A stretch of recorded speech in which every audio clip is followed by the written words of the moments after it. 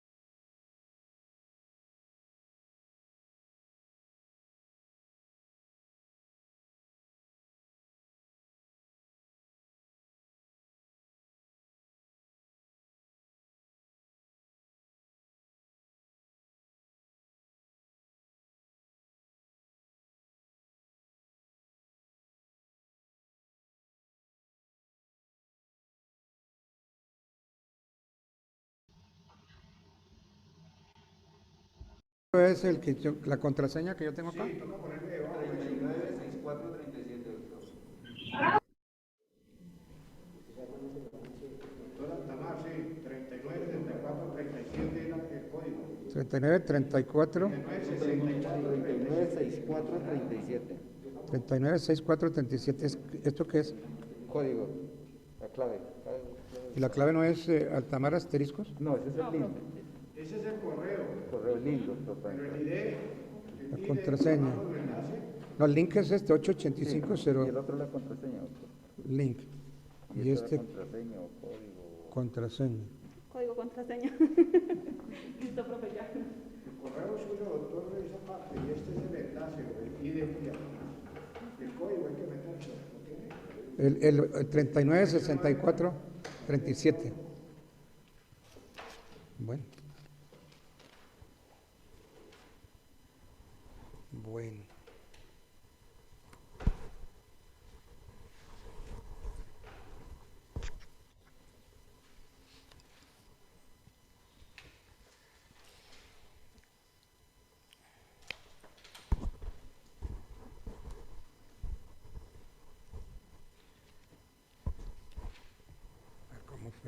cogimos.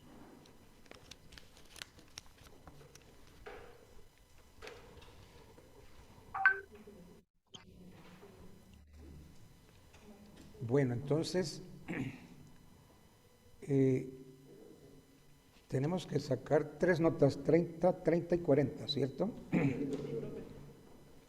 Entonces, el primer 30% es un análisis de un enfrentamiento que tienen 2 normas del Código General del Proceso, que es el artículo 16 del Código General contra el 121.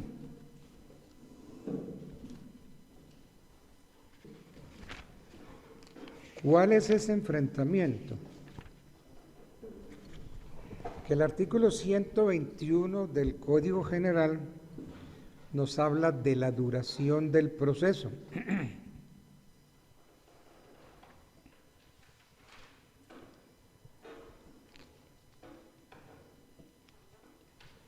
Y la duración del proceso no puede transcurrir máximo 1 año para dictar sentencia de primera instancia. Y el plazo para resolver la segunda instancia no puede ser superior a 6 meses. Entonces, 12 y 6. Bueno, pucha. ¿Cuántas veces? Si lo que quiere es que yo hable inglés. Bueno.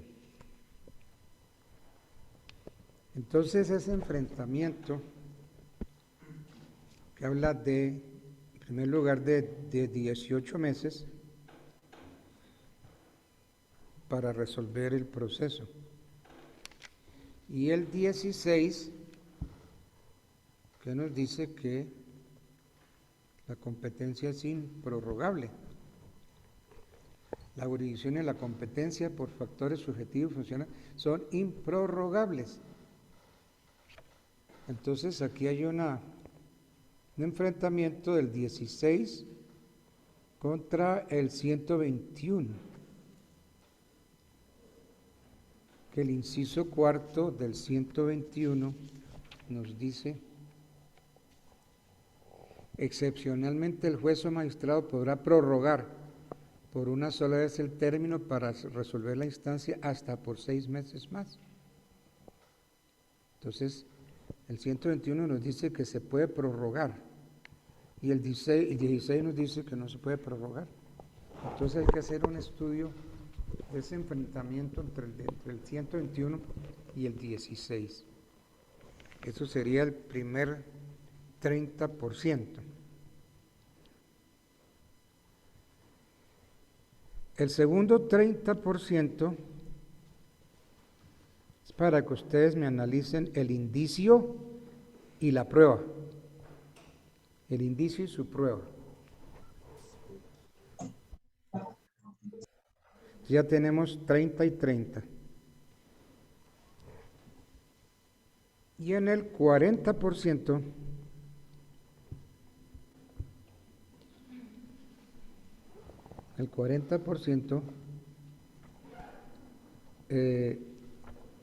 van a ser, nos vamos a organizar en 2 grupos, ¿cierto?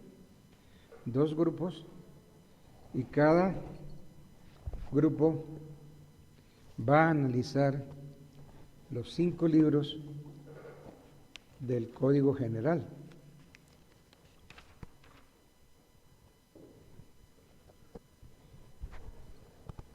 Entonces, sí. Un libro, digamos, 2 grupos sería que analizaran un libro, el segundo grupo, digamos... Sí, el primer grupo va a analizarme el libro primero, por decir algo, ¿cierto? Sí, y el segundo grupo también. Así porque es que son... ¿Cuántos alumnos que son? ¿Son cuántos grupos? ¿10? De 12 a 13 grupos son.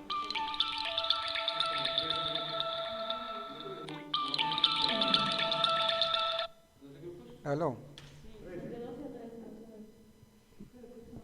Porque es que lo que él quiere es Sí, ¿quién lo necesita? que el primer libro lo analicen independientemente del grupo 1 y el grupo 2. ¿Sí? Que cada uno haga su análisis. Ah, muy bien, gracias a Dios. El segundo libro lo analicen el grupo 2 y el grupo 3 de una forma independiente, cada uno con su propio concepto. El libro 3 lo analiza el grupo 3, el grupo 4 y el grupo 5 y el grupo 6, independientemente cada uno de sus propios. Óyeme, a mí no me llega ninguna factura de Falabella. 9 y el grupo De 10 modo de que, Santiago. de modo que yo ahí voy es como por instrumentos. Los otros que vuelvan y encajan, si me van a entender, el 11, entonces coge el nuevo libro primero, el 12, el segundo, Bueno, sí. el 13, coge. Sí, perfecto, para no hacer a eso. Sí, porque yo siempre me acerco y pregunto cómo estoy y hago mis abonos, mis pagos, pero a mí no me mandan nada, Falabella, pero sí me cobran. Y entonces yo cuando sé que estoy debiendo o no, cuándo tengo que pagar Falabella. ¿Usted me puede decir eso?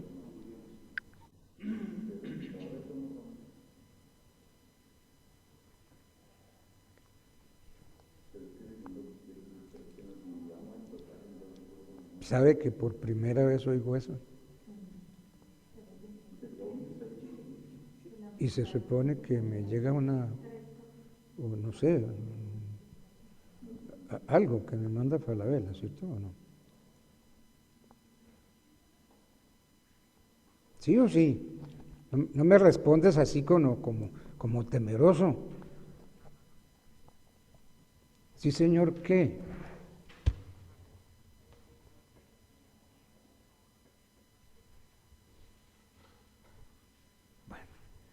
Menos mal que se está grabando porque por primera vez en mi vida a mí me están diciendo algo concreto. ¿Entiende? Pero no pasa la información.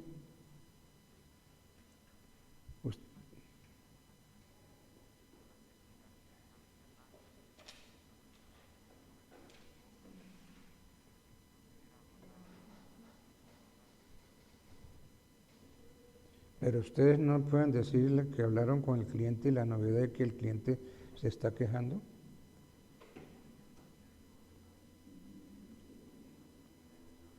Nada. Pues ahora es que oigo los 10 primeros días de cada mes. Es eso, ¿cierto? Ah, bueno. Bueno, pues muy amable amigo, te agradezco mucho.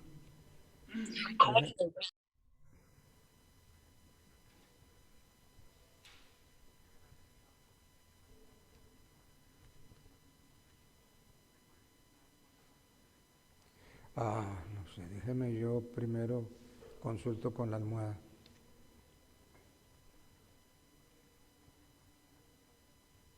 No. Ahorita yo estoy en clase y entonces lo atendí por educación, pero no le puedo dedicar más tiempo.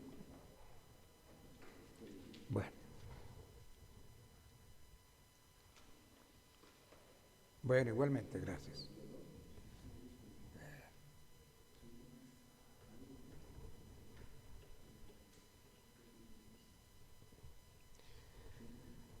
Bueno, entonces hacemos para el 40%,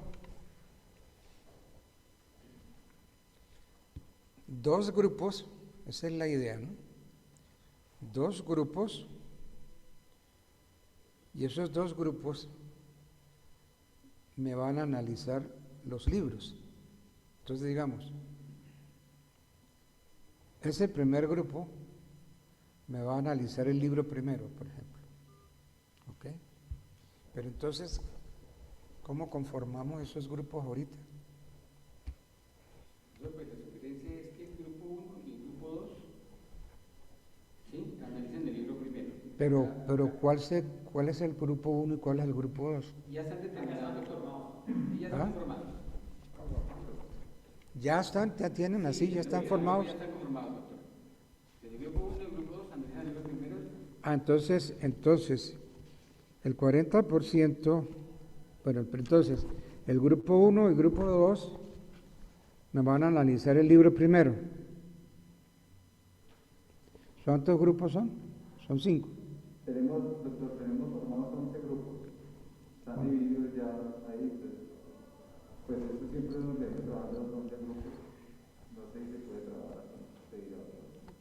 ¿Cuántos grupos dice? 11. Hemos trabajado en el primero. 2, 4, 6, 8, 10.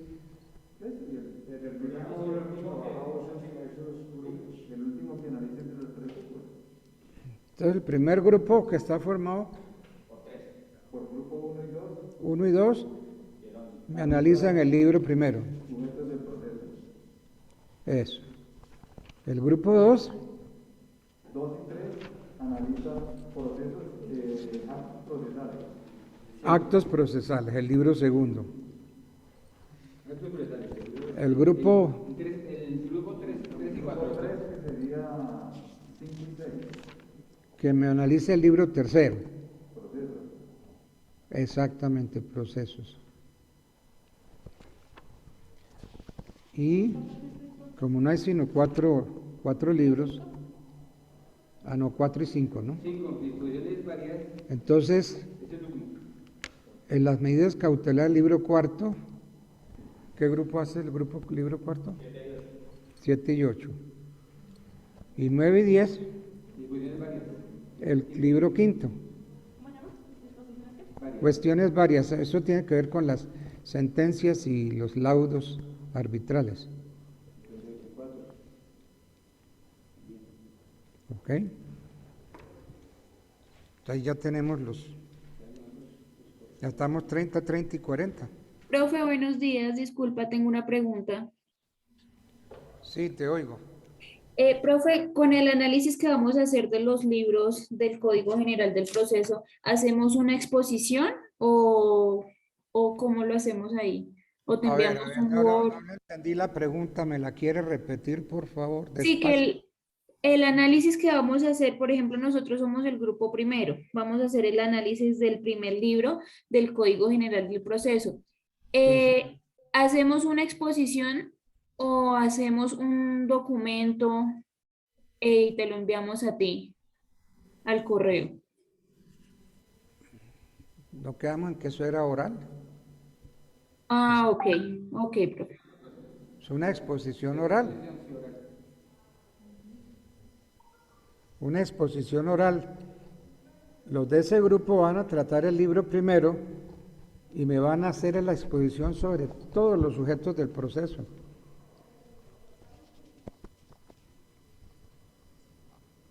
¿Ok? ¿Ese quedó claro? Sí, doctor, pero ¿para qué? ¿Para cuándo? ¿Cuándo exponemos? ¿El cuándo es? Yo no tengo almanaque. ¿Alguien tiene un almanaque aquí para ver cómo? Nosotros tenemos clase.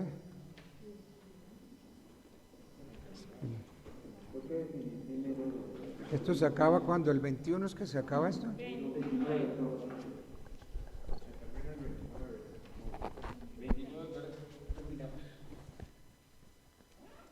Se termina el 29, que es viernes. 29. Y hoy estamos a 3, ¿eh? 4. Y en la Semana Santa, Es esta la siguiente.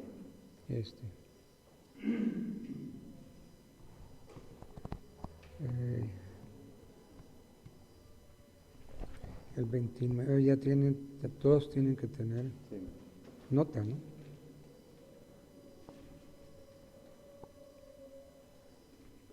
Entonces tenemos estos días hábiles. Sí. Después viene la Semana Santa, Antes yo nos quedan estas 2 semanas finales. 18, 19. 18, 19, 21, 22. Entonces, dentro del 18 al 23 tenemos que presentar esos. 18 al 22. ¿Ah? Del 18 al 22. Tenemos que presentar entonces ese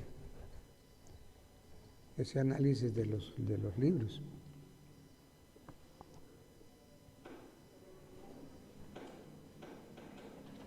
Pero entonces tiene que ser una exposición oral en estos días. ¿Sí o sí? Sí, doctor.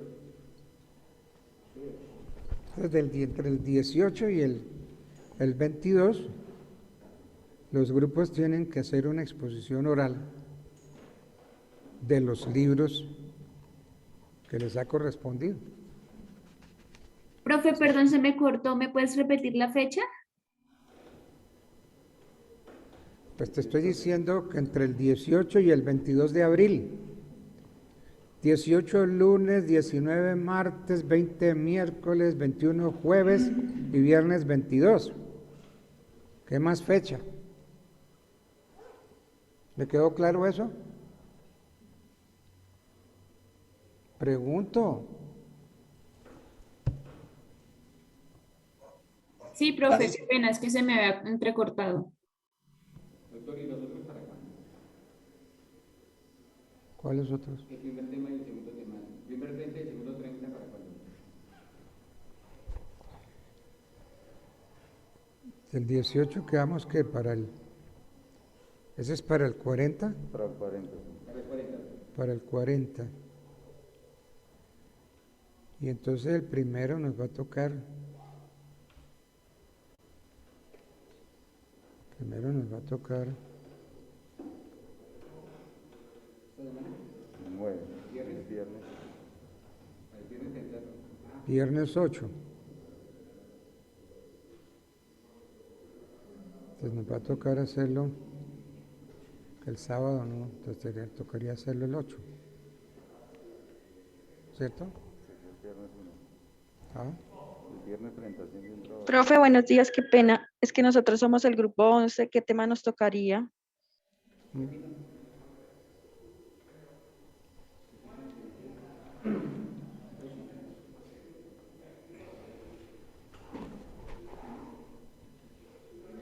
Trabajarían cuestiones varias, el grupo 11. Trabajarían 9, 10 y 11. Libro 5, cuestiones varias. Sí, entonces les tocaría el libro quinto. Cuestiones varias. El libro quinto, ya le digo de qué trata el libro quinto, va a tratar de las sentencias y laudos arbitrales,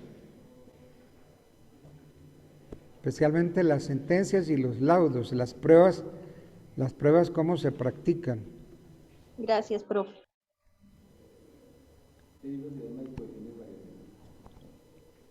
Cuestiones varias, sí.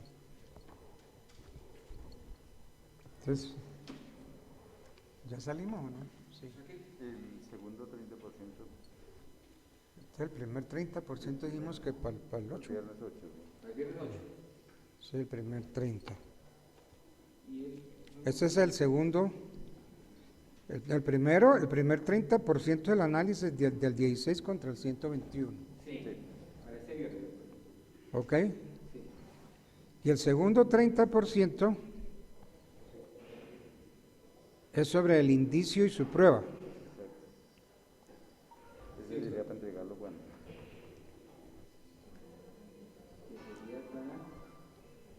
Tendríamos que...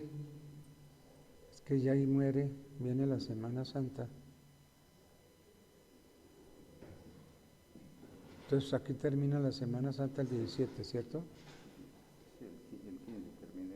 Bueno, sí, el 17. Entonces sería el 18 presentarlo en físico. El 18 presenta, doctor. sí, el 18, que es presentarlo en físico, el 18, que es lunes. Así es el cuento, ¿no? Sí, doctor. O sea, los dos primeros son escritos y el último es su exposición. Para que quede bien claro. Sí. El primer 30% es el análisis del 16-121. El segundo 30% es el indicio y su prueba también es escrito, ¿cierto? Escrito.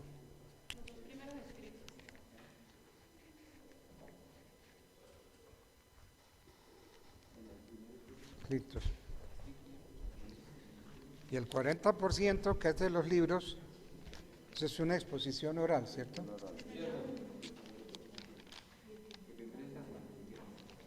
Oral. Entonces, espere, ¿verdad? Entonces el 40 es con el de oral del 18 al 22. El primero, ¿cómo es que debe ser? Por escrito, ¿no? Por escrito, Y el segundo 30% también por escrito. ¿Cuándo? uno quedó para el 10, que se le enviaría el correo, perdón, para el 8. Para el 8 de abril. 8 de abril. 8 de abril. Y el otro quedó para entregárselo el día 18. El segundo 30. Entonces, el primero, el 8 de abril, que es por escrito. El primer 30%. El segundo 30%, que es escrito, el 18 de abril. Y luego viene exposición. Exposición del 18 al 22 de abril. ¿Sí? Ok.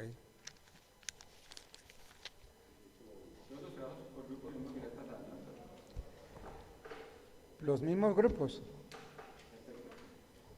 Entonces, ¿ya les quedó claro? Ahora me dice recording in progress.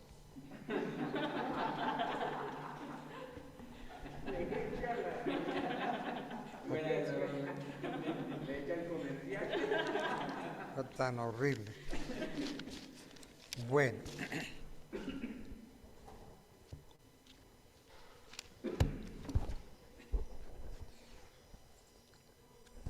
Hay un temita que quiero que miremos. Aquí no está el alumno a quien le presté el libro de sus sesiones. No, doctor, estoy hoy virtual, tuve un inconveniente y me tocó virtual, pero mañana estoy en clase. ¿A usted el que tiene el libro? Sí, señor. Diego Monroy. Sí, perfecto, doctor. Bueno. Entonces, ¿usted no viene mañana? Sí. Mañana viene y me trae el librecito, ¿cierto? ¿Sí o sí? Abre el micrófono. Sí, doctor, mañana estoy allá. Bueno, porque es que mire, aquí hay otro libro. Este es un libro difícil de conseguir. Se llama Las nulidades en el proceso civil. Nulidades. ¿De qué eso voy a hablar yo hoy? Vamos a tratar este tema, las nulidades en el proceso civil. Marquito, yo no sé si de pronto tú pudieras tomarle fotocopia a este libro o alguien que esté interesado. Sí, yo lo hago mañana.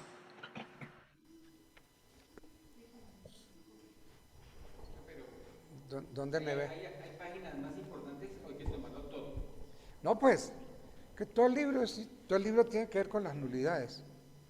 No, y eso, las ideas van concatenadas, entonces no se puede dividir y eso sale muy barato. Entonces,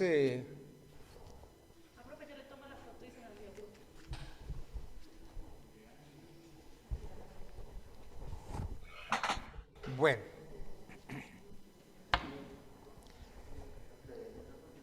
vamos a hablar de las nulidades procesales y que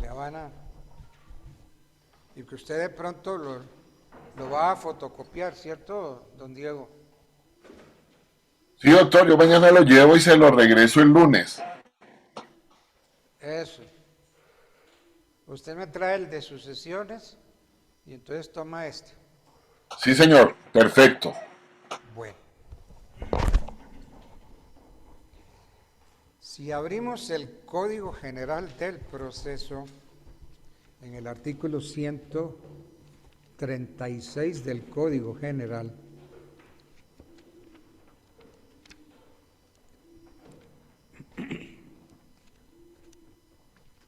busquemos artículo 136 del proceso.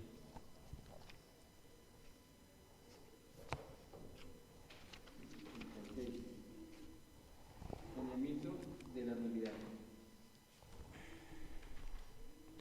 No, es el 133.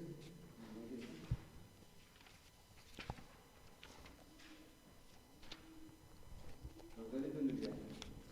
Exactamente.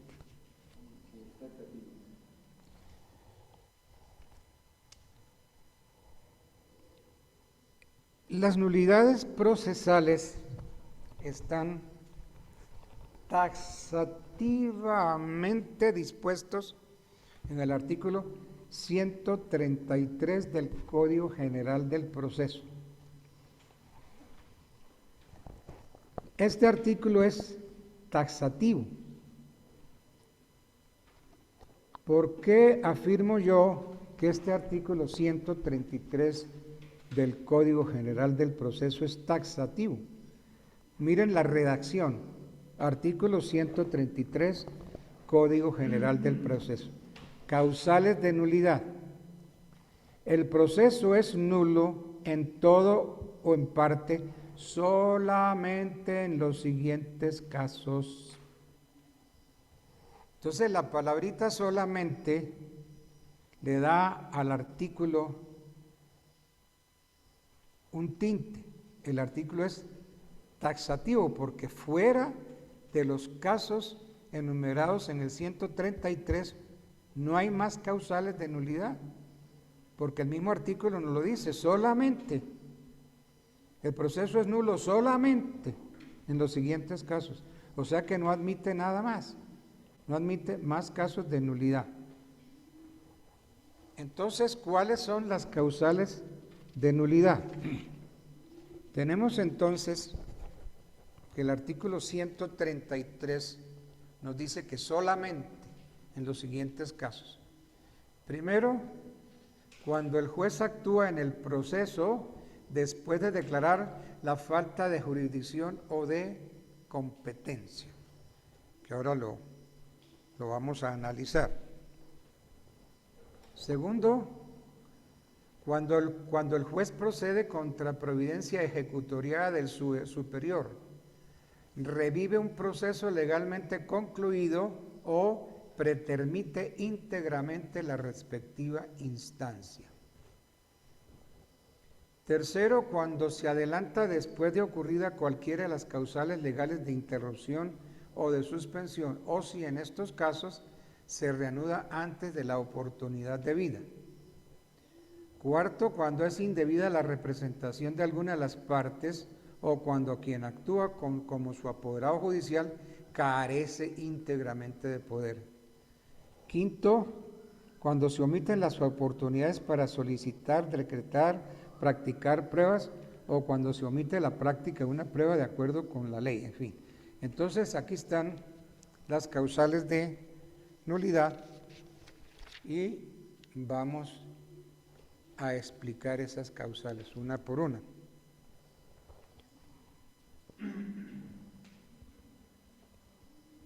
Bueno. Primera causal, cuando el juez actúa en el proceso después de declarar la falta de jurisdicción o de competencia.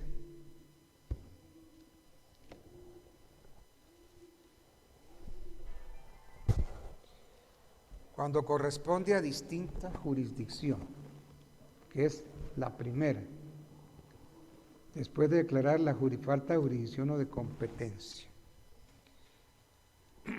Como hemos podido apreciar, La teoría general del proceso concibe la jurisdicción como única. Jurisdicción como única. ¿Qué entendemos por jurisdicción? La podemos definir como la potestad que tienen los jueces y magistrados de administrar justicia aplicando el derecho, diciendo cuál es el derecho que hay que aplicar.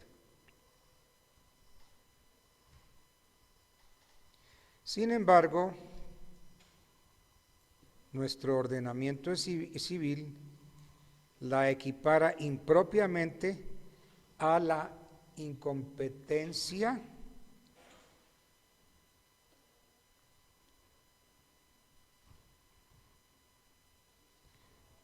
por especialidades o por ramas del derecho. Entonces,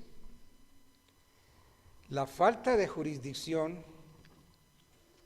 tendrá que mirarse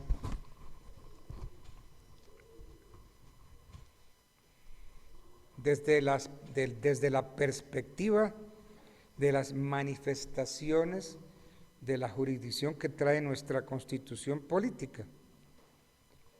Nuestra Constitución habla de varias jurisdicciones. Habla de la jurisdicción ordinaria, habla de la jurisdicción de lo contencioso administrativo, habla de la jurisdicción constitucional y demás jurisdicciones especiales. Entonces nuestra Constitución habla de jurisdicción ordinaria, jurisdicción de lo contencioso administrativo, jurisdicción constitucional y demás jurisdicciones especiales.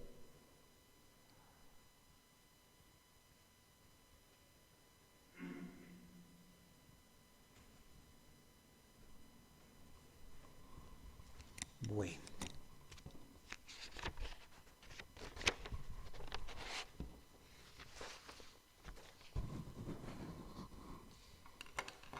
La Corte Suprema de Justicia ha definido los alcances de la nulidad procesal cuando el asunto corresponde a distinta jurisdicción.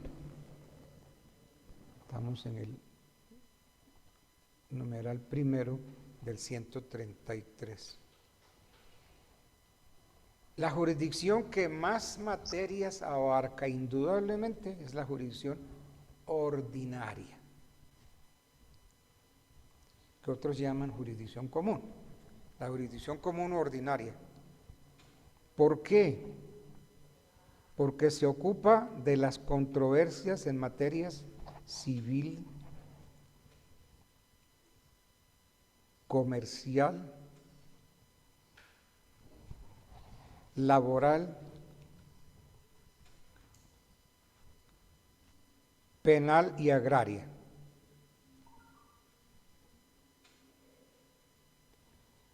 Las demás, como la contencioso administrativa, señor. Pero en este momento no hay jurisdicción agraria. Lo que pasa es que la sala es la sala civil y agraria, y eso no lo han reformado, porque es que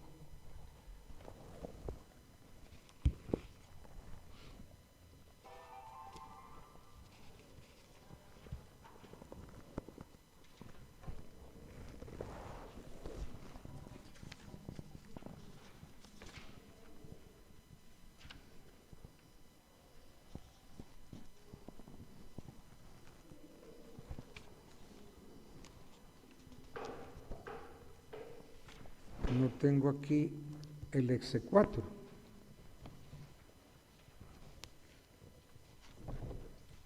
Si usted encuentra ahí el exequatur, por favor dígame rápido. Exequatur. El exequatur y el cumplimiento de sentencias proferidas en el exterior.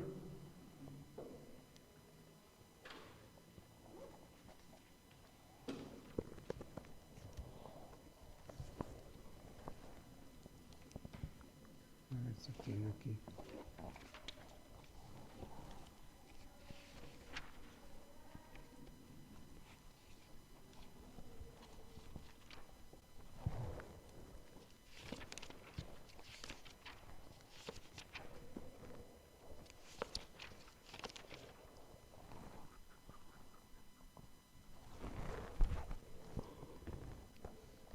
Está en el 607.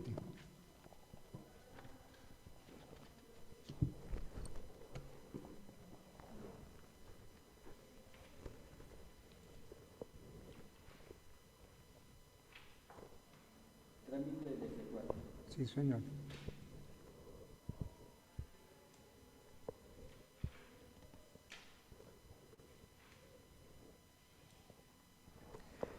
Entonces la demanda de C4 se presenta ante la Sala de Casación Civil de la Corte.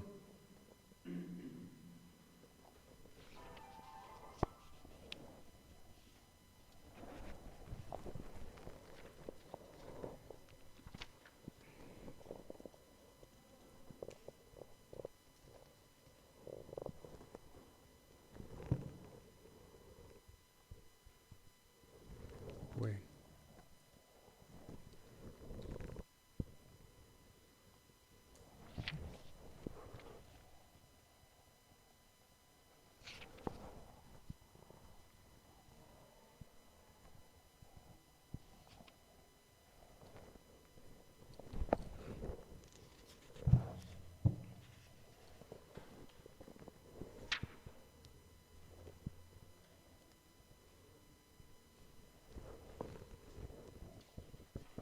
Sí, es que los asuntos agrarios ya son un asunto muy especial, ¿no?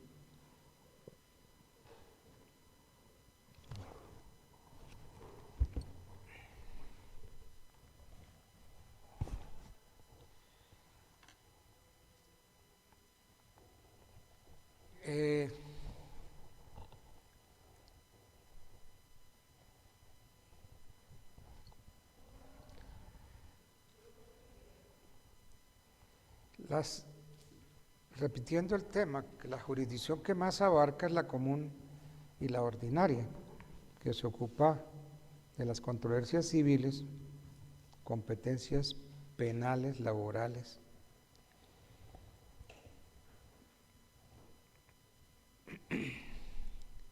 Es que la jurisdicción agraria, los problemas agrarios, no han desaparecido de este país.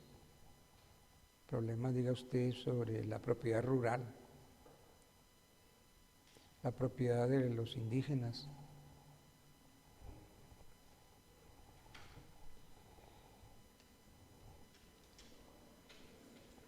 Entonces, esas jurisdicciones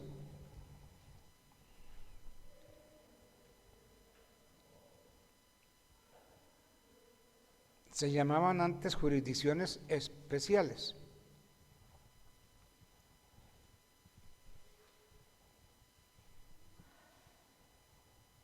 Y entonces se llamaban jurisdicciones especiales y hoy las adopta el artículo 234 de la Constitución, diciendo pues que es la Corte el máximo tribunal de la jurisdicción ordinaria y las otras las llama especiales. Bueno, entonces esta nulidad que estamos viendo, la nulidad procesal que se genera cuando el asunto corresponde a otra jurisdicción, es de carácter insaneable y puede ser declarada por el juez en cualquier momento, en forma oficiosa, o puede invalidar toda la actuación, porque es que es insaneable, quiere decir que no se puede sanear. Entonces esa es la primera.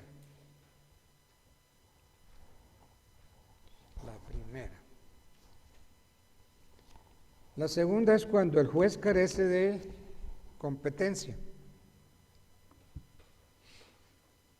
entendiendo la competencia como la actitud legal de administrar justicia en determinados asuntos.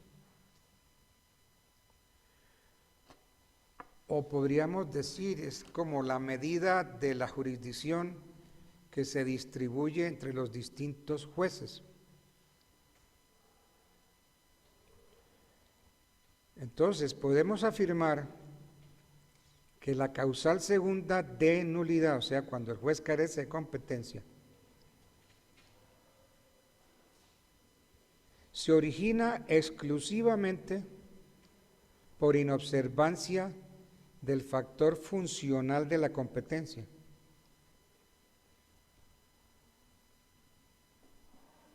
Entonces,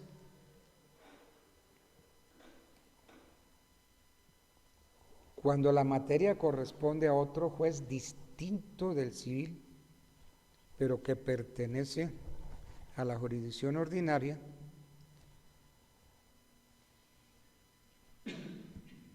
encuadra dentro esta segunda causal, que el juez carece de competencia.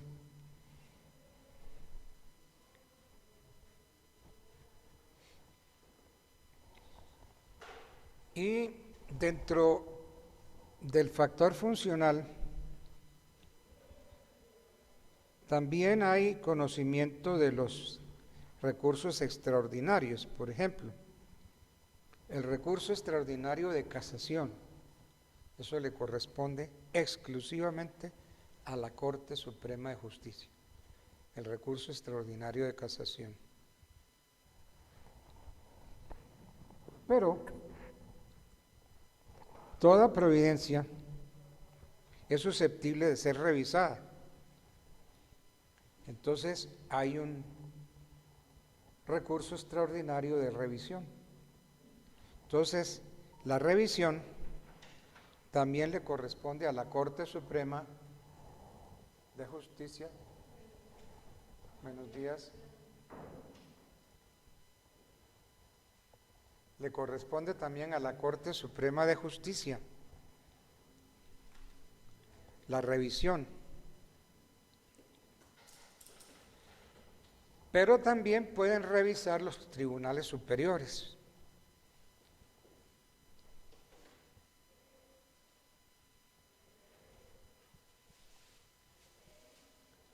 Bueno, ese es el de revisión, que le corresponde a la Corte o a los tribunales superiores. Ahora, el recurso de apelación desarrolla las dos instancias, desarrolla el principio de las dos instancias. ¿Por qué? Porque al ser atacada la sentencia de primera instancia por el recurso de apelación, se origina entonces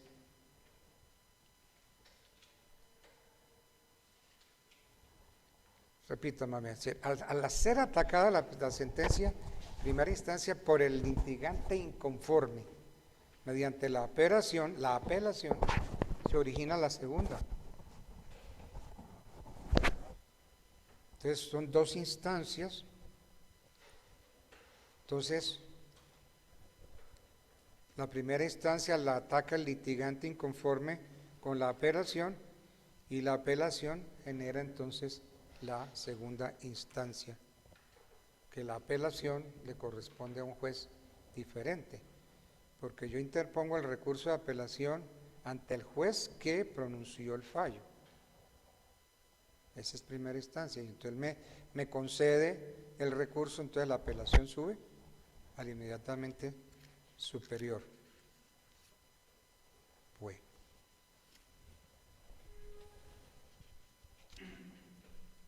Ahora bien,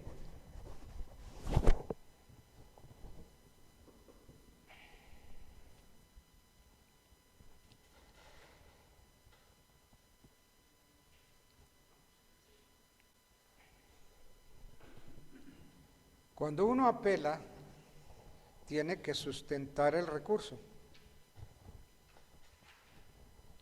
Pero entonces,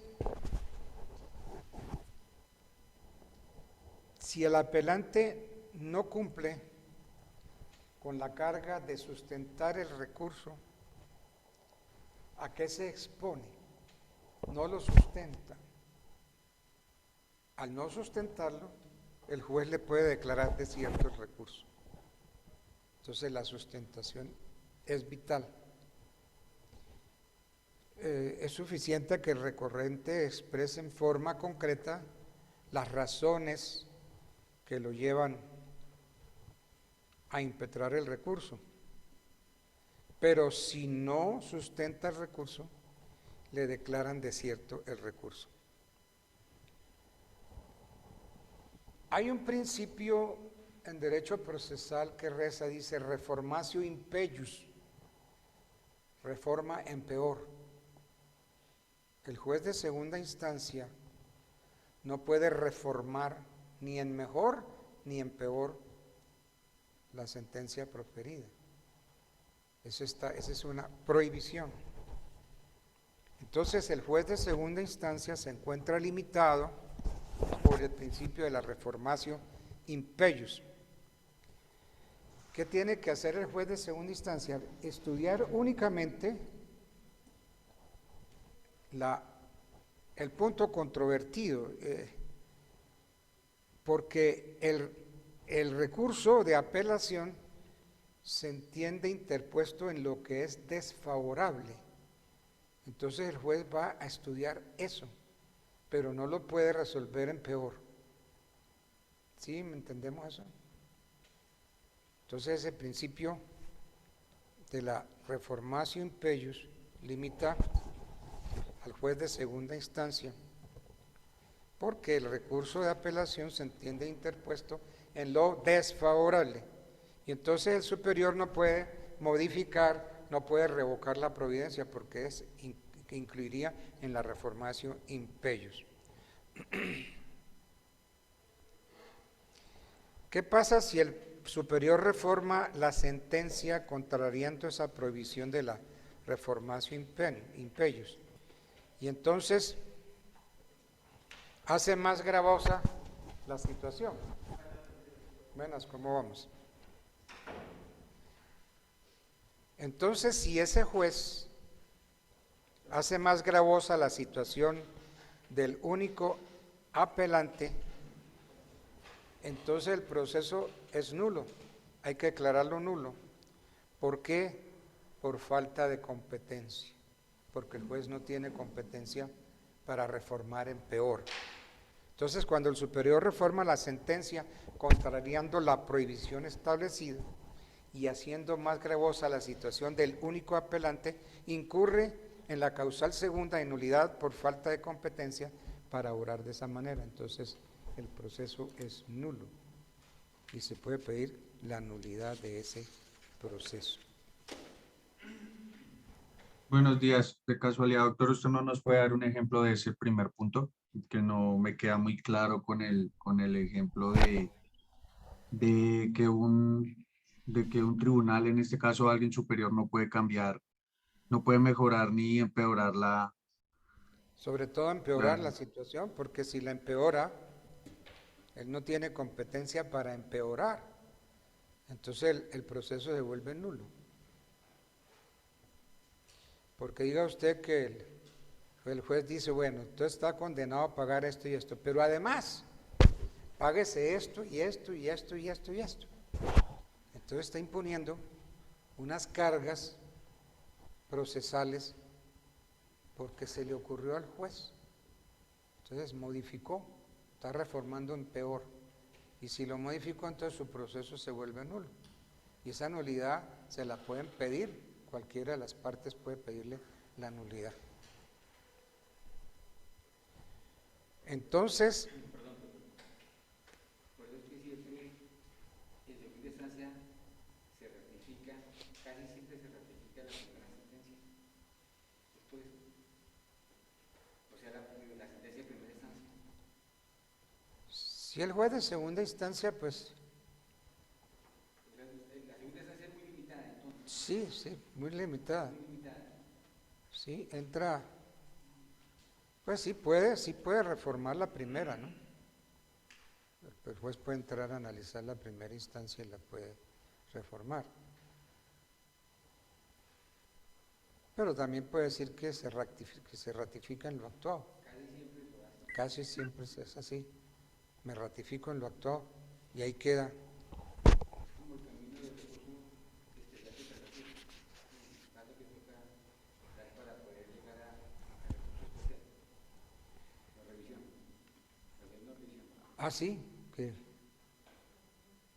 que la revisión es propia de todo proceso. No es una instancia más, es un recurso. Entonces tiene que admitir ese recurso y se va para revisión. Otra causal, cuando el juez procede en contra de una providencia ejecutoriada del superior. Esa es otra causal que trae el código. O revive un proceso legalmente concluido. O pretermite íntegramente una instancia. Eso tiene tres facetas, esa nulidad. Cuando el juez procede en contra de una providencia ejecutorial del superior, cuando revive un proceso legalmente concluido o pretermite, o sea, ignora íntegramente una instancia. Entonces, esta causal, la tercera, presenta tres causas independientes de nulidad procesal. Primer caso, cuando se procede contra providencia en firme del superior. ¿Qué podemos decir ahí? Que las providencias proferidas por el funcionario en segunda instancia son de cumplimiento forzoso por parte del juez de primera instancia. Lo que resolvió el juez de segunda instancia lo tiene que cumplir el juez de primera instancia.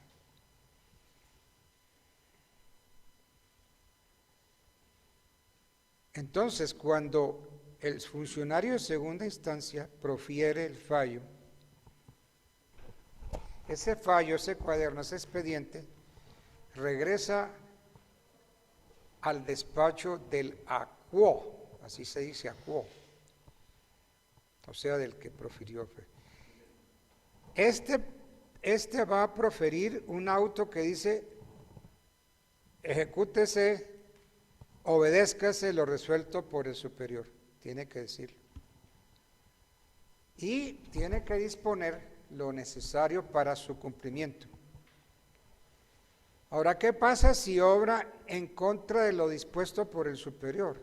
Se pasa por la faja lo que dijo el superior. Entonces hay una causal de nulidad, se anula el proceso y entonces todas las actuaciones son inválidas. Entonces eso es cuando el juez procede contra la providencia en firme del superior.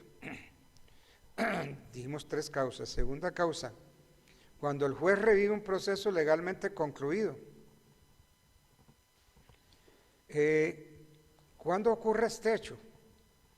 Cuando finalizado un proceso por cualquier causa legal, por ejemplo, como una sentencia ejecutoriada, porque hubo desistimiento, porque hubo transacción, porque hubo conciliación, porque no prosperó la excepción previa, etc. Y si el juez prosigue la actuación, entonces va a contrariar lo que se resolvió, o sea que el proceso ya estaba concluido. Entonces revive el proceso contrariando los límites. Señor.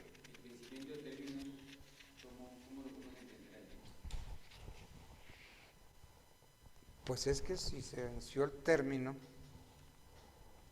pues no le conceden ningún recurso porque ya está vencido el término, ya la providencia quedó en firme, quedó ejecutoriada. Como si hubiera habido sentencia. Sí. Y no se puede reír. No, porque ya le venció el término. Ya no, tiene un término especial para eso. Y pues aquí hay una de las tres causales independientes de nulidad procesal, cuando el juez revive un proceso que está legalmente concluido. El otro caso es cuando se pretermite íntegramente la instancia.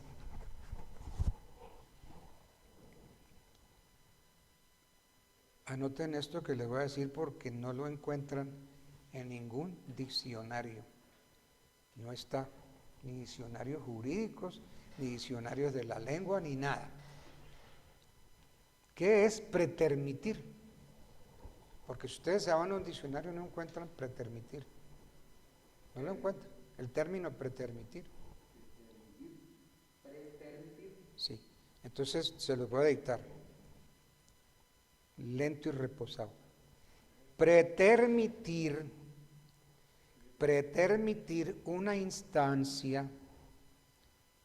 Pretermitir una instancia, es omitirla completamente.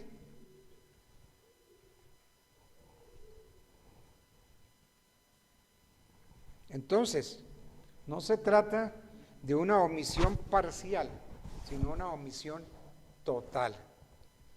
Pretermitir una instancia es omitirla completamente.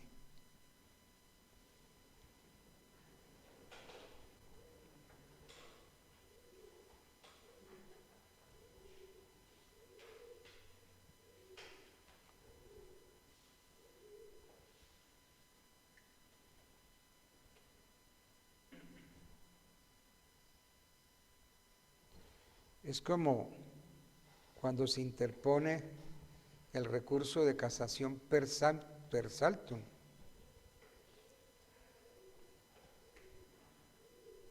Entonces, pretermitir una instancia es omitirla completamente. No se trata de una omisión parcial, sino total, la que debe producirse sin una causa legal que la justifique, como cuando se interpone el recurso de casación per saltum, que da lugar a que la segunda instancia se omita íntegramente con autorización legal.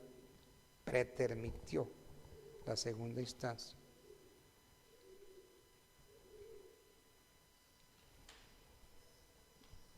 La Corte también ha dicho que cuando se omite la consulta,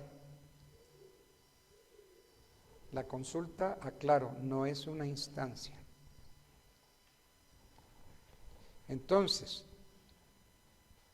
la Corte ha conceptuado que cuando se omite la consulta, a pesar de no ser una instancia, pero sí es un grado de competencia funcional, se incurre también en nulidad. ¿Ok? Cuando se omite la consulta. Esta nulidad es insaneable, ¿no?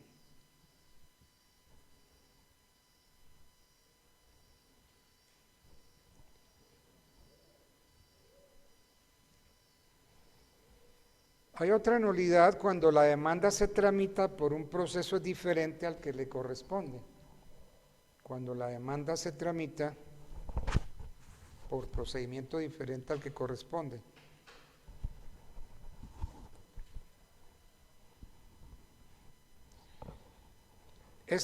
Con esta causal se permite invalidar aquellas actuaciones, repito, cuando la demanda se tramita por un procedimiento diferente al que corresponde. Entonces, con esta causal se persigue invalidar aquellas actuaciones que, debiendo tramitarse en un tipo especial, como el abreviado, como el ordinario, el divisorio, el ejecutivo, se tramita por otro proceso distinto.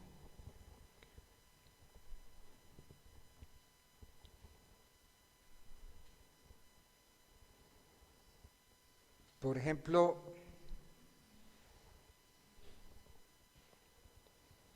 en un proceso de alimentos,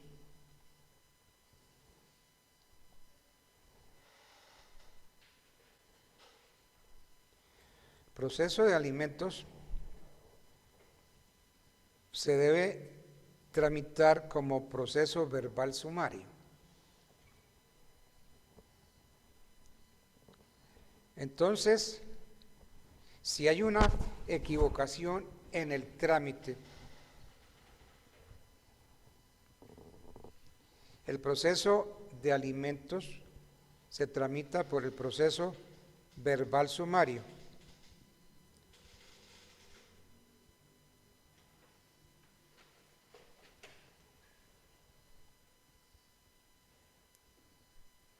Y si son menores, ¿no? Si son menores, pero si son mayores, se tramita por el proceso abreviado.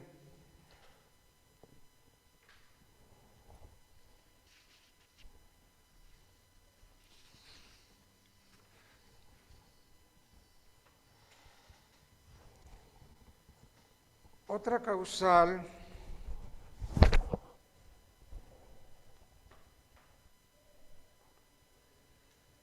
cuando se omiten los términos u oportunidades para pedir o practicar pruebas o para formular alegatos de conclusión.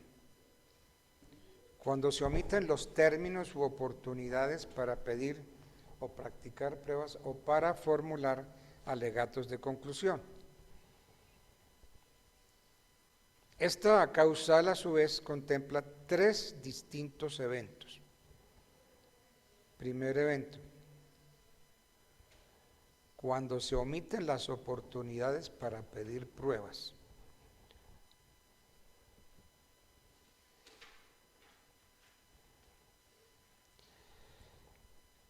Esto se presenta cuando el juez ignora, cuando se omiten las oportunidades para pedir pruebas. Esto se presenta cuando el juez ignora las oportunidades que señala la ley para solicitar pruebas. ¿Cuándo se pueden solicitar pruebas? El demandante las puede solicitar en la demanda o en la reforma de la demanda.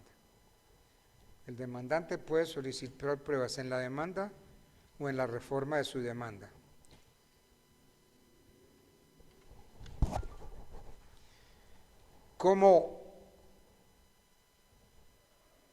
Entonces, el demandante en la demanda o en la reforma.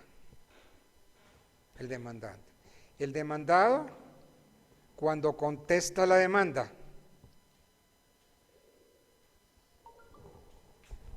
Ustedes saben que al contestar la demanda, yo puedo a su vez demandar al demandante. Si yo puedo contestar, presentar excepciones previas, lo que sea, pero puedo presentar una demanda de reconvención. Entonces yo contesto la demanda con otra demanda. Por eso le llaman contrademanda. Entonces el demandado puede pedir pruebas en la contestación de la demanda, en la demanda de reconvención y en el escrito de excepciones previas.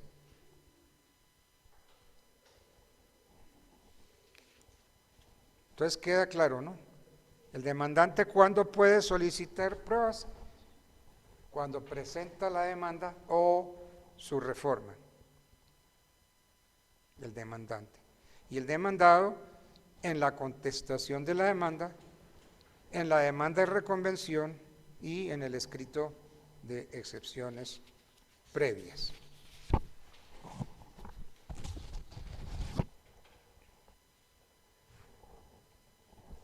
Otra, dijimos que había 3 eventos. Cuando se omiten los términos u oportunidades para pedir o practicar pruebas, ahora para formular alegatos de conclusión.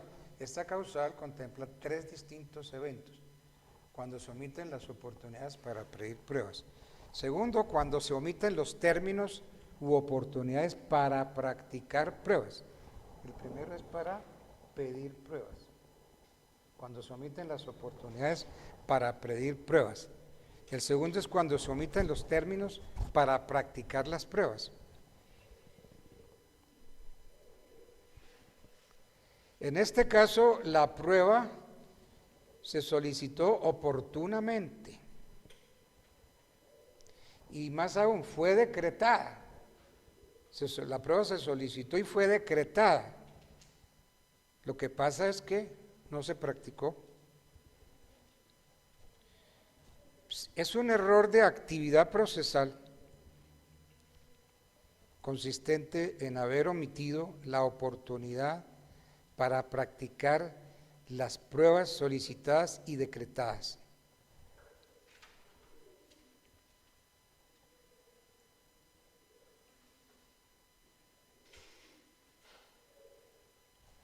Pero ¿qué pasa si solicitadas y practicadas, solicitadas y no practicadas, se solicitó y se decretaron, pero no se practicó?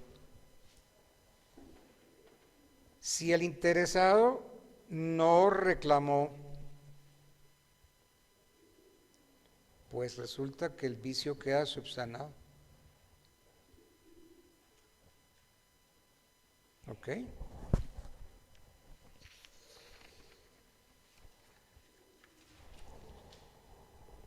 La otra, el tercer evento, el otro evento, el tercero, cuando se omiten los términos, cuando se omiten las oportunidades para formular alegatos de conclusión. ¿En qué consiste esto? Cuando se omiten los términos, las oportunidades para formular alegatos de conclusión.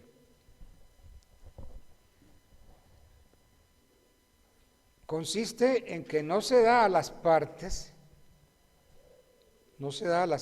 la oportunidad para que presenten sus alegatos, para que presenten sus puntos de vista.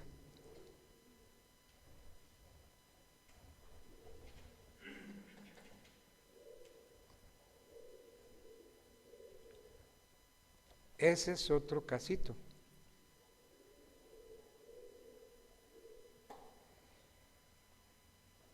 ¿Qué es el alegato de conclusión?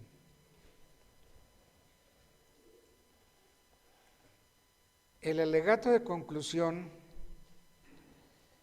materializa la oportunidad que tiene la parte para analizar los pormenores del proceso, para analizar la prueba recogida,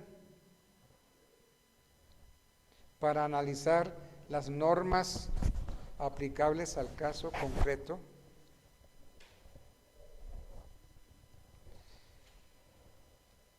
¿Para qué? Todo tiende a que el juez dicte sentencia estimando o desestimando la pretensión. Entonces ese es el alegato de conclusión. Uno analiza todo, analiza los pormenores del proceso, analiza las pruebas, analiza las normas aplicables. ¿Para qué? Para que el juez estime o desestime la pretensión. Para eso son los alegatos de conclusión. Dígame. La pretensión, para que el juez dicte sentencia estimando o desestimando la pretensión. La pretensión, desde el derecho romano, se llama petitum. El petitum, ¿qué es? Es lo que yo quiero, lo que yo pretendo. ¿No es que en el argot popular les dice cuáles son sus pretensiones? Y ese tipo que pretende, ¿sí? ¿Qué quiere? ¿Cuáles son sus pretensiones? Es que fulano de tal pretende a sutana.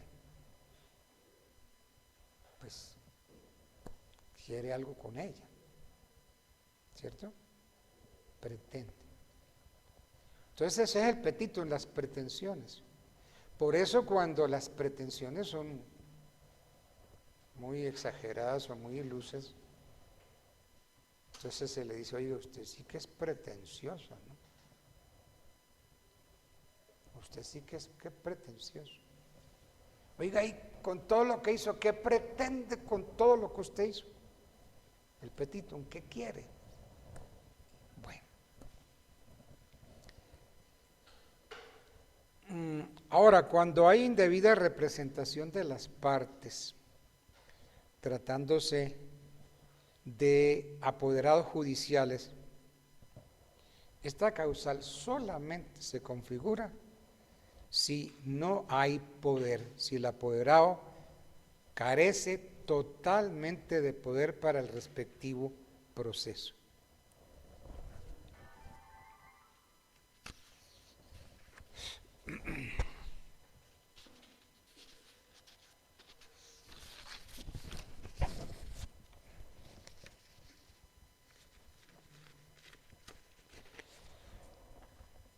Otra es cuando no se practica en forma legal la notificación al demandado o a su representante o al apoderado del auto que admite la demanda. Cuando no se practica en legal forma la notificación al demandado o a su representante o al abogado.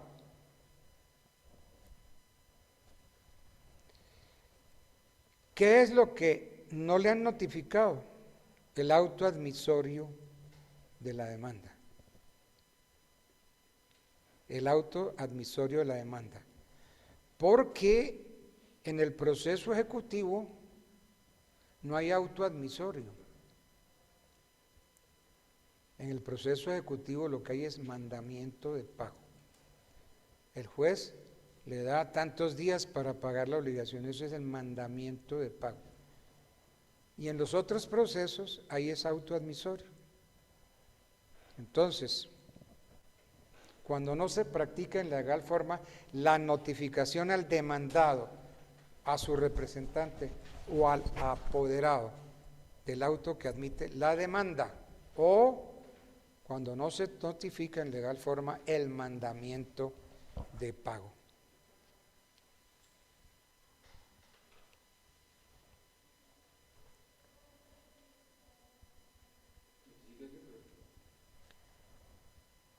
Dígame.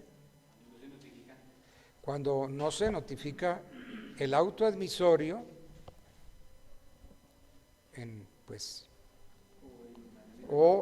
y si se trata de proceso ejecutivo, entonces no se notificó el mandamiento de pago. La notificación del auto admisorio de la demanda o del mandamiento de pago, que llaman también mandamiento ejecutivo, tiene gran trascendencia en el proceso jurisdiccional porque constituye el inicio de la relación jurídico-procesal. Porque cuando se traba la relación jurídico-procesal, cuando a uno le notifican no solamente cuando se profiere el auto admisorio, sino cuando se notifica. Mientras no se notifique, no hay relación jurídico-procesal. Entonces decía yo que la notificación del auto admisorio de la demanda o del mandamiento ejecutivo tiene mucha importancia en el proceso jurisdiccional porque constituye el inicio de la relación jurídico-procesal. Porque en atención a los postulados del debido proceso, el legislador garantiza el derecho de contradicción con la notificación del auto admisorio de la demanda o del mandamiento de pago, y que se debe hacer personalmente. Esas son de las notificaciones que se hacen personalmente. Es que hubo auto admisorio de la demanda. Sí, pero si no me lo notifican. ¿Y cómo se notifica? Le dan a uno copia de la demanda y copia de los anexos. Es que allá pasamos por su casa, ahí le dejamos noticia, un aviso ahí de que usted está demandado. Entonces ya quedé notificado en debida forma. Yo quedo notificado es cuando me dan copia de la demanda y de los anexos que van con la demanda. Ahí sí, porque de resto no. Entonces la notificación es completa.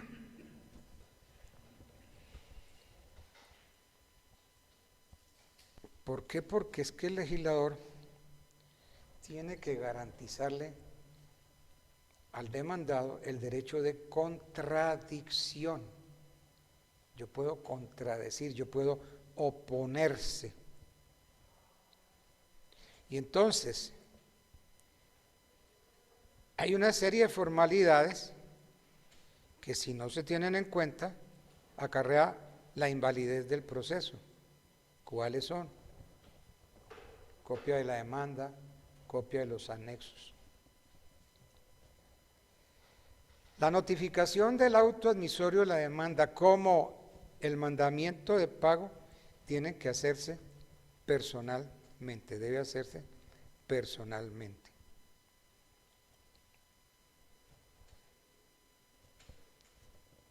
Entonces,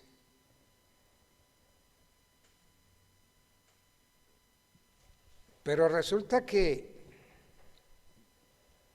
el demandado no se notifica personalmente.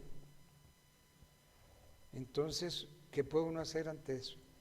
Señor juez, el demandado no fue notificado personalmente o no se ha querido notificar personalmente. Entonces, pídanle un curador ad litem, un curador para el proceso.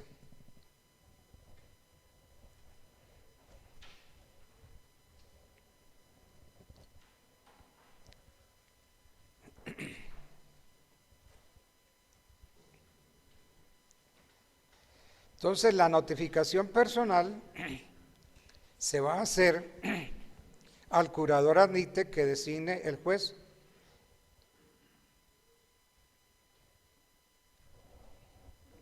Pero claro que antes de señalarle curador al litem, entonces tiene que venir un emplazamiento. Emplácese a fulano de tal para que se notifique el auto admisorio. De lo contrario, le nombraremos un curador para la litis.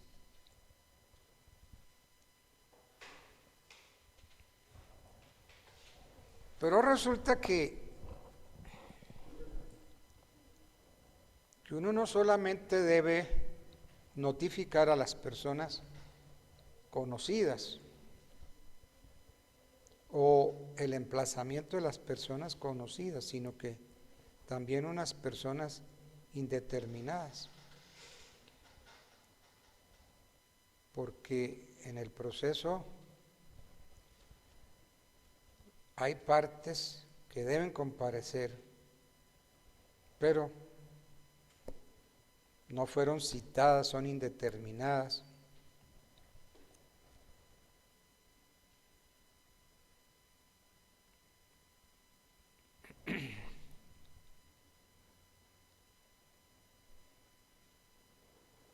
Entonces, esa es otra nulidad cuando no se practica en legal forma la notificación a personas indeterminadas.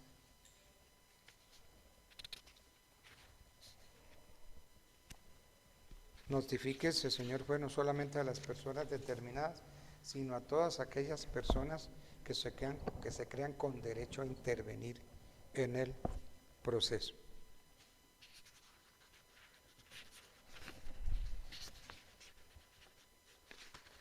Bueno, ¿qué tenemos por acá?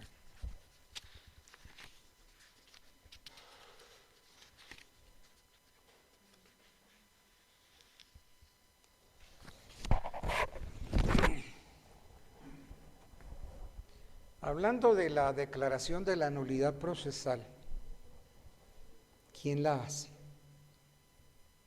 Entonces, la declaración de la nulidad procesal puede hacerla el juez en forma oficiosa o puede solicitarla cualquiera de las partes.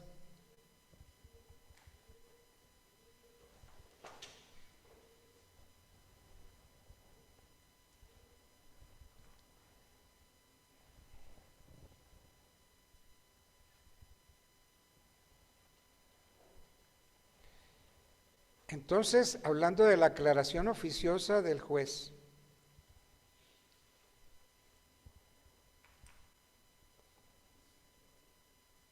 si el defecto constituye una nulidad insaneable, el juez la puede declarar de oficio en cualquier estado del proceso antes de dictar sentencia.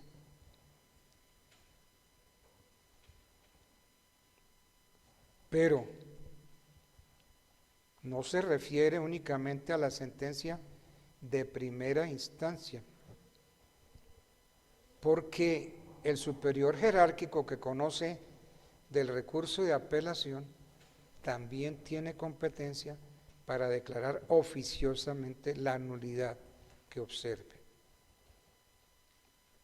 Esas son las nulidades insaneables. De las nulidades saneables, si el defecto es generador de una nulidad que se puede sanear,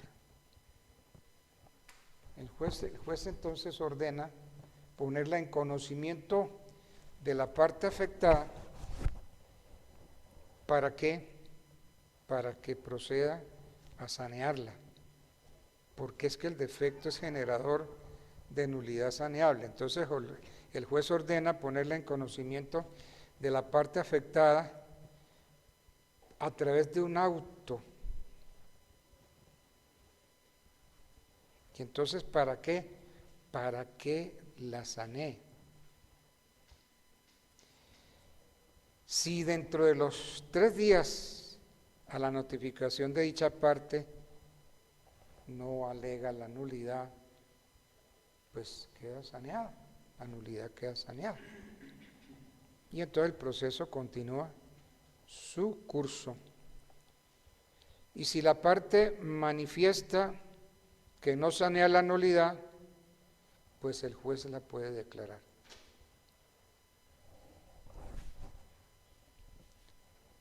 Esas son las nulidades, unas insaneables y otras nulidades saneables.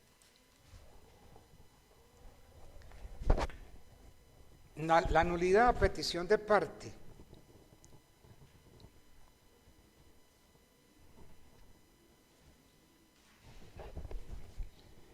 Busquemos artículo 135 del Código General del Proceso. 135 del Código General.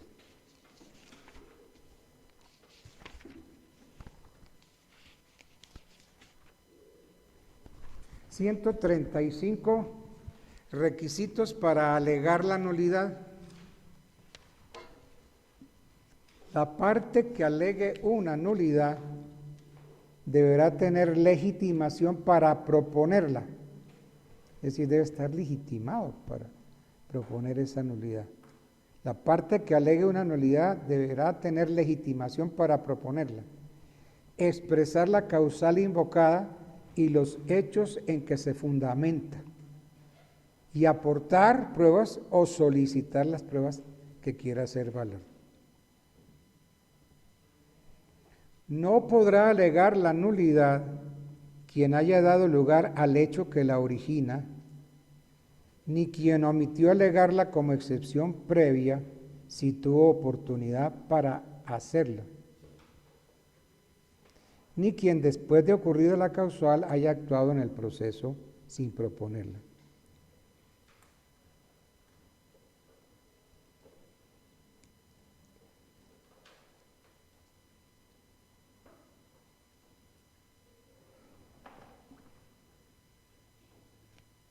Este requisito dice que no podrá alegar la nulidad quien haya dado lugar al hecho que la origina, ni quien omitió alegarla como excepción. Este requisito recoge el principio de la preclusión y el de la protección.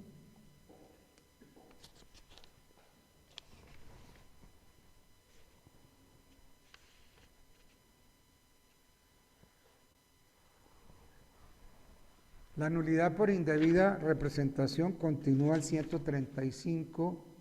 La nulidad por indebida representación o por falta de notificación o emplazamiento solo podrá ser alegada por la persona afectada. El juez rechazará de plano la solicitud de nulidad que se funde en causal distinta de las determinadas en este capítulo o en hechos que pudieron alegarse como excepciones previas o la que se proponga después de saneada por quien carezca de legitimación. La disposición, o sea, el 135, la disposición es enfática en exigir legitimación para alegar la nulidad procesal. Le alega quien carece de ella, la solicitud debe ser rechazada de plano.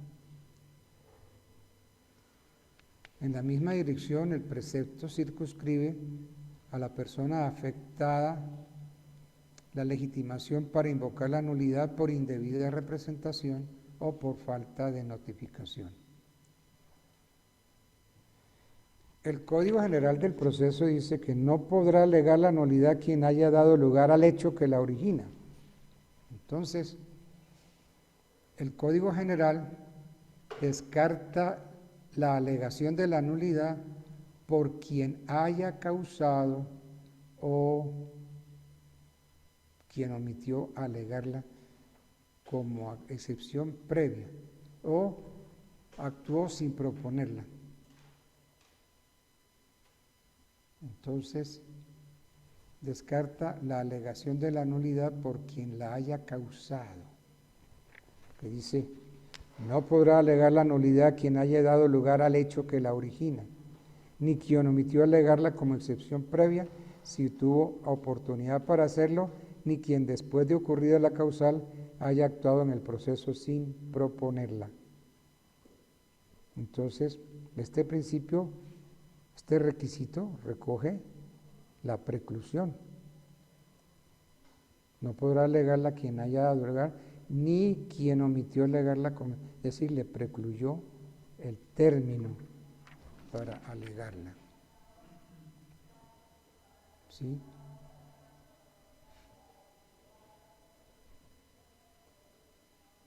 Bueno.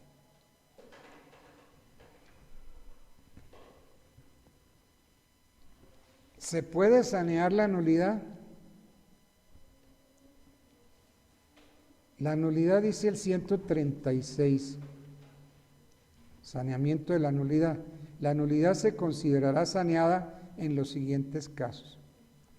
Cuando la parte que podía alegarla no lo hizo oportunamente o actuó sin proponerla.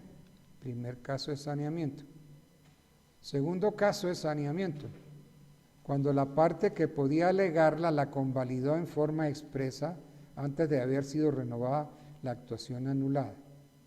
Y tercero, cuando se origine en la interrupción o suspensión del proceso y no se alega dentro de los 5 días siguientes a la fecha en que haya cesado la causa.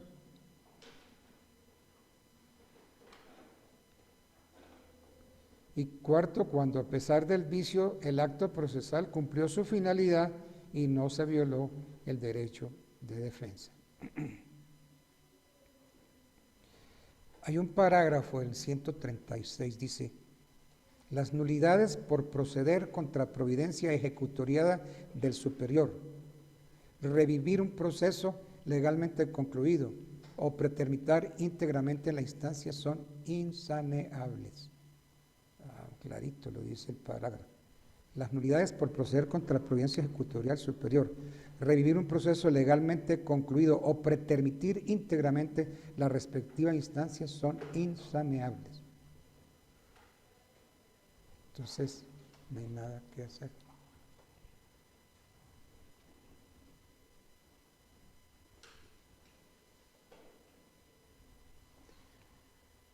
Pues las nulidades insaneables diría yo que son escasas, porque se circunscriben a las del numeral segundo del artículo 133 del Código General, que es cuando el juez procede contra la providencia ejecutorial del superior o cuando revive un proceso pretermitido o precluido.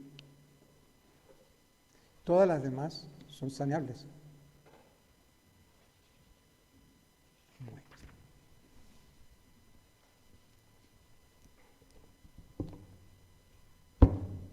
Este derecho procesal es fregado. Este es...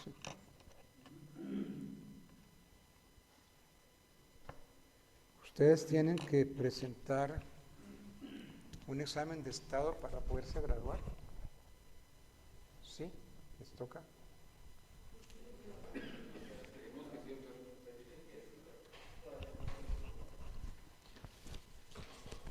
Yo me ofrecí a hacer un repaso general de eso. Y puse fecha un sábado y me dieron salón y todo. Pues no fue ningún estudiante. Ninguno quería repasar. Dije, bueno, hasta ahí llego. Me ofrecí un sábado sin cobrar 5 centavos ni al estudiante ni a la universidad ni nada. Hacer un repaso general. Incluso el mismo doctor Pedro Pablo también se ofreció para repasar el derecho laboral. Y como no nos fueron, no hicimos el repaso. Una pregunta, pero para cuando porque el profesor Pedro Pablo se había dicho, pero finalmente no sé si le hizo llegar la información para monitorar, no sé por qué digo que le iba a dar un repaso, pero que bastaba estipular como las fechas para hacerlo, porque pues yo no tengo presente que hayan dicho que iba a hacer, porque él dijo que lo iba a hacer los sábados. Sí. Los sábados, pero Es que escogimos pues el sábado, que es el mejor día para todos, ¿no? Tanto para estudiantes como para profesores. Con todo listo para hacer ese repaso. Oiga, es que es muy triste, ¿no? Que uno ofrezca hacerles un repaso. Yo iba a hacer un repaso de todo el derecho civil para el examen ese que tienen que presentar. ¿Cierto? Y como no fueron...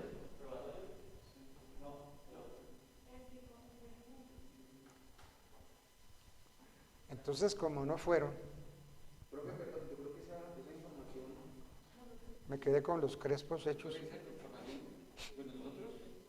Cuando nos toque a nosotros, nosotros sí vamos, profe. Ay, qué bueno. Voy a dejar constancia de esa afirmación que usted acaba de decir.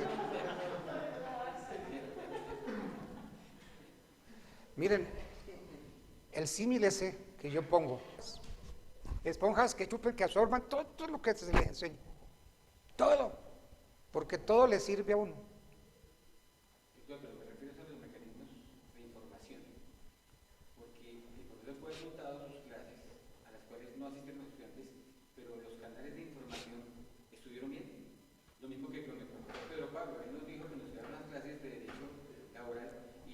quedando armando. Y no hemos sabido nada. Entonces, ¿no será que lo que fallan son los canales, no los estudiantes? Pues no sé, ¿no? Yo voy a mirar a ver si, qué material tengo, porque yo tenía todo eso dispuesto y ya, pues eso lo boté todo eso. Entonces voy a mirar a ver qué material tengo para hacer un repaso general. Ese es uno. Y lo otro, para ver si la universidad accede a darnos un salón. Entonces hablaríamos, no sé si con el señor rector o con el doctor Isaac, no sé, para que nos asigne un salón, nos permita asistir, bajo el entendido de que es totalmente gratuito. ¿Y eso no fueron? Pero muchas veces pasa así. Sí, porque si uno cobra, entonces iban. La madre está haciendo negocio. Le está sacando plata a los pobres alumnos. Sí, sí es cierto. A veces cuando las cosas